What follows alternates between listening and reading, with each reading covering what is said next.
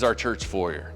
And anybody that comes to a service, to a class, to a Bible study comes in and out of these doors each and every week. And on Sunday mornings in particular, a lot of ministry happens right here before church ever even starts. We have greeters at all of our doors that are welcoming people into our building. We have people that serve at our cafe. They greet people and help people with snacks and coffee. And down the children's hall, we have people welcoming families and helping kids get checked in. We have our Shepherd's Watch, and that's our safety team. And they are watching cameras, they're in the foyer and strategically placed around the building. All of this impactful ministry only happens because of our amazing volunteers. And as a church ministry leader, how can I best prepare them to serve in the body of Christ? How can you best prepare them to serve? Is there a training that you can help them with? Is there something they can know about your church culture and how and why you do certain things that you do? How can you help equip the saints to do the work of the Lord that He has called them to do? Well, in this video, we are going to talk about that today because it's important for a church to have a strategy on how to train and prepare their volunteers to serve. Hey, my name is Zach, and I am a follower of Jesus. I'm a husband, I'm a dad, I'm an associate pastor, and I love making videos about my life and about ministry. This is the second video in a three-part series. The first video is about how do we recruit volunteers, and if you want to watch that or haven't got a chance to watch that yet, there's a link right up here. This video is about training volunteers, and then the third video will be about developing volunteers. So once they're already serving, how do you continue to help them grow and develop in those areas of ministry? If you like this kind of content, make sure to give it a like, hit subscribe, and then if you would, do me a favor and share this video with somebody that you think might find it helpful. Now, a couple things before we jump in.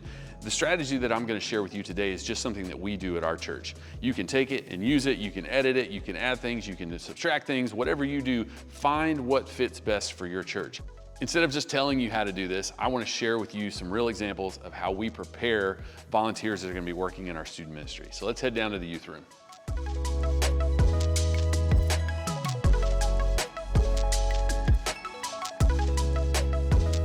Okay, so here is our process for preparing somebody to serve in our student ministry, onboarding process, if you will. And again, these are just some of the things that we do. Please take some of these as thoughts and suggestions, but make it your own. Make it something that will fit your church and your ministry. Step one, a face-to-face meeting with the ministry leader. So if somebody's interested in serving in student ministry, the first thing that we do is we sit down and we have a face-to-face meeting. We ask them to share a little bit about their heart and why they feel called to work in our student ministry. And we also ask the question, maybe what level you want to serve in, because we have lots of different opportunities in student ministry. On Wednesday nights, we just have some adults that have been trained and are certified to be in here and just work and hang out with our students. But then we also have maybe a deeper level, which is teaching one of our small groups and working with the students in a little bit more intimate group. And so we let them share a little bit about the call that God has put on their heart. And then we can ask some questions based off of what they say to get to know them a little bit better. And also maybe to figure out a little bit more where they want to serve and where they feel called within the student ministry. And that also allows us to share a little bit of our heart with student ministry and why we do some of the things that we do.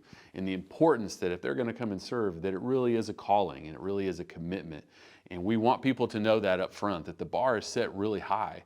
Because student ministry is crazy, man. I've been doing it on and off for over 15 years, and it is one of the most rewarding, hardest, challenging things that I've ever done and ever been a part of. But man, when you get to watch a student and you can almost see God flipping switches in their life and drawing them closer to Him, nothing really gets better than that. And to be a part of that week in and week out, and to know that those adults understand how to balance the seriousness as well as having fun and engaging with those students. The next thing is to tell the how and the why. Now, this can be in that same initial face-to-face meeting, or maybe this can be in some kind of training with a larger group, but you want to tell people the practical side of student ministry. How do you do what you do? What does your normal Wednesday look like? What does your normal Sunday look like if there's other things going on that week? So tell them the how, but then you also want to communicate the why.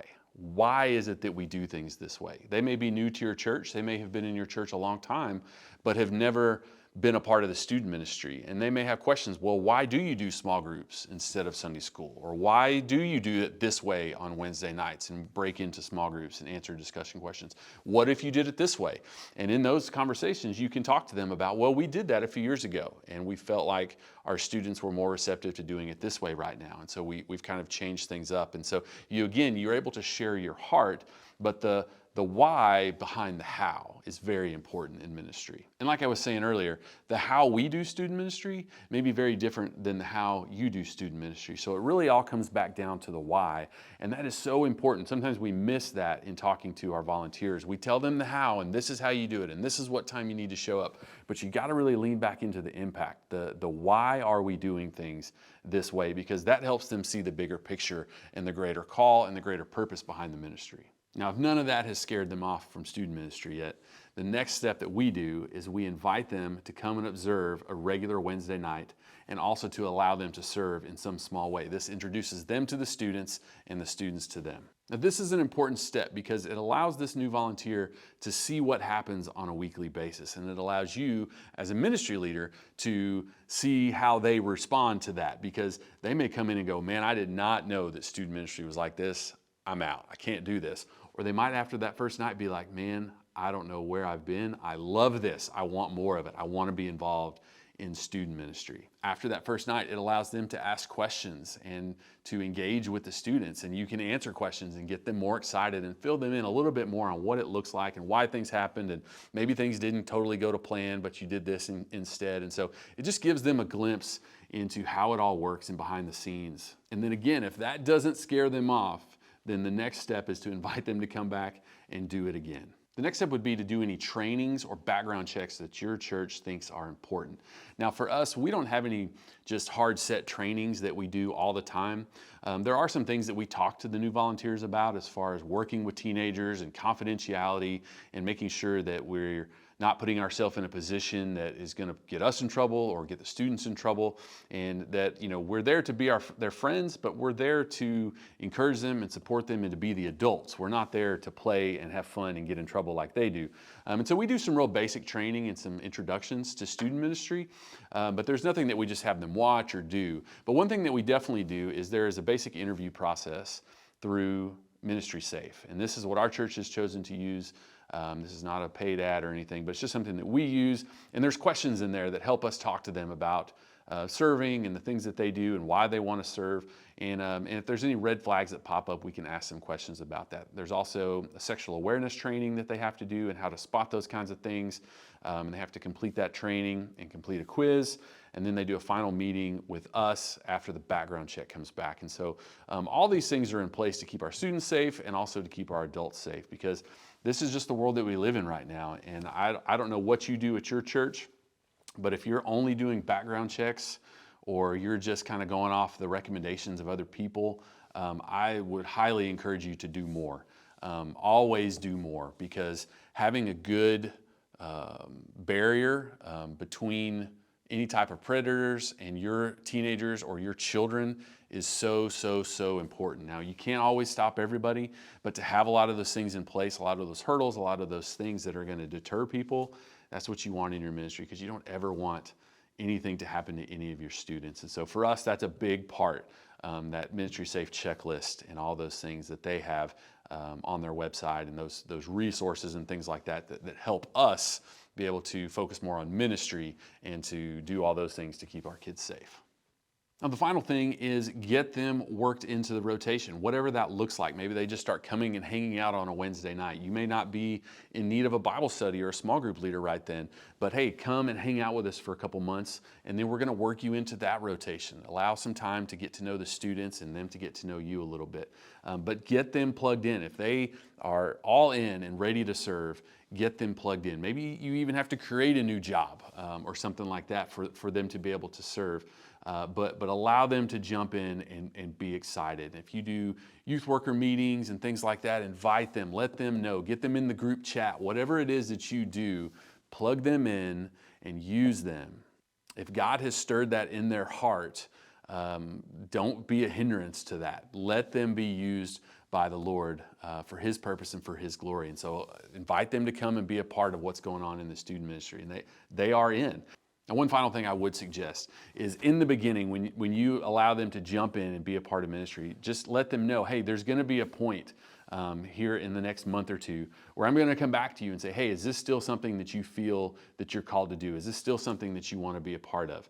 And that allows you to opt out if maybe things aren't working, or you see some things that maybe they need to work on a little bit, or maybe change up their position. That allows you as a ministry leader a natural opportunity to say, hey, let's reevaluate this, or hey, let's talk a little bit about this. You can give some positive criticism, but then also maybe, hey, let's work over here in this area. And maybe for them, that gives them a natural out. If they're just not feeling it, or if they just want to step back, or if they want to change roles, it gives them an opportunity to have that conversation without having to just kind of real awkwardly come up and just be like, hey, we need to talk, you know? And so I find that in any area of ministry, but definitely in student ministry, that allows just a natural opportunity, and just to kind of check in from time to time with all of your workers, and to do that, I think is very important. Hey, thank you so much for watching. If you have an idea or a thought in how maybe you prepare and train volunteers, leave that in a comment for us down below. And again, if you would be willing to share this with somebody that you think would find it useful or helpful, please do that, and that would mean a lot to me. Hey, again, if you haven't watched the first video, here is a playlist on how to recruit, train, and develop volunteers. And then here is a video that YouTube recommends for you. Thanks again so much for watching. Until next time, walk humbly.